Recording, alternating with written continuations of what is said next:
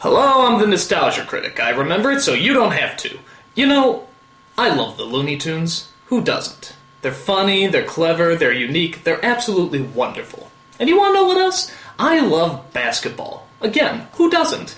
It's fun, it's intense, it gives you a rush of energy. It's also absolutely wonderful. However, you want to be sure to keep these two elements as far away from each other as humanly possible. Because if you don't, you get fucking Space Jam! The worst piece of commercialized half-baked horseshit that ever hit the... Okay, alright, I apologize.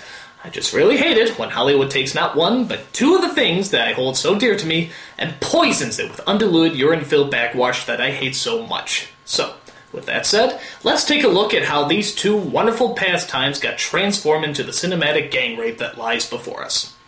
First of all, you might be wondering, how the hell did this idea even come about? Well, in the early 90s, Nike had a brilliant marketing plan for selling their hottest new item, Air Jordans. Obviously, they had Jordan on board, but they needed something else that would be sure to grab all the little kids' attention. So Nike made a deal with Warner Brothers to throw in characters like Bugs Bunny and Marvin the Martian into their commercials. What'd you expect? Elmer Fudd? The ads were a huge hit, and soon Bugs Bunny and Michael Jordan became America's top marketing whores, sucking dick for Nike, McDonald's, toy moguls, and too many t-shirt companies to count. Gruesome, ain't it? After this big success, the marketing heads at Warner Brothers got an idea. What if we turn the commercial into a movie, thereby turning the movie into a commercial, thereby producing commercials for commercials? It's like every advertiser's wet dream, a perpetual marketing money-making motion machine that has the ability to turn shit into gold! Well, that's how it goes. And thus, Space Jam was born, the first film that was quite literally a commercial for a commercial for a commercial. But don't worry, they hide that fact very cleverly. Get your Hanes on, lace up your Nikes, grab your Wheaties and your Gatorade, and we'll pick up a Big Mac on the way to the ballpark.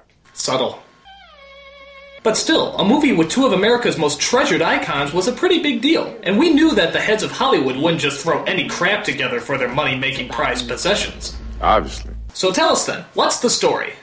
You see, these aliens come from outer space, and they want to make us slaves in their theme park, so we challenge them to a basketball game. But then they show up and they ain't so little. They're huge!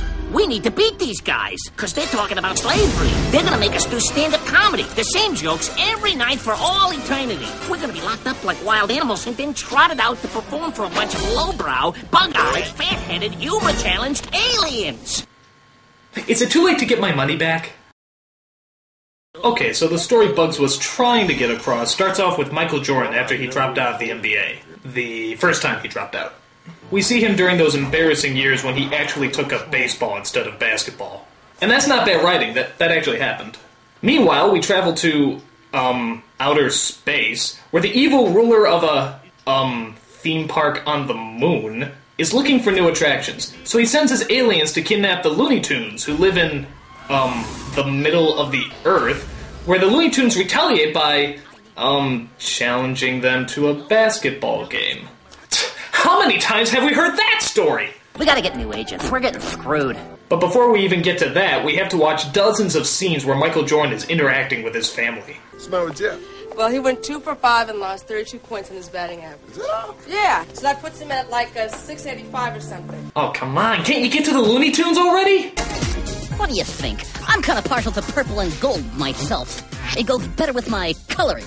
Second thought, go back to the boring family. What you cooking? Chicken. Chicken and what? Chicken and collard greens. Good. Second thought, go back to the Looney Tunes. One Johnny from Moron Mountain. Is the 700 Club on? I thought you'd never ask. Judging by those clips, you may have noticed the first problem with this movie. The Looney Tunes aren't funny. They're rude, loud, and obnoxiously annoying, but they're certainly not funny. In fact, the writing for this movie is so horrible you almost wish the original Looney Tunes from the 50s could sit there and watch it. I'm a cheerleader. But, Mommy, I don't want to go to school today. Boo. Ah! I wet myself. Very funny.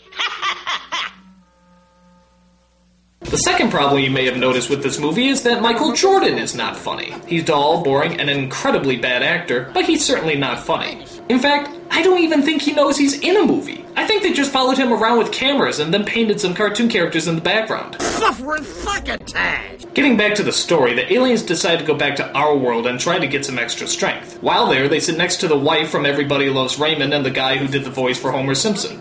How random.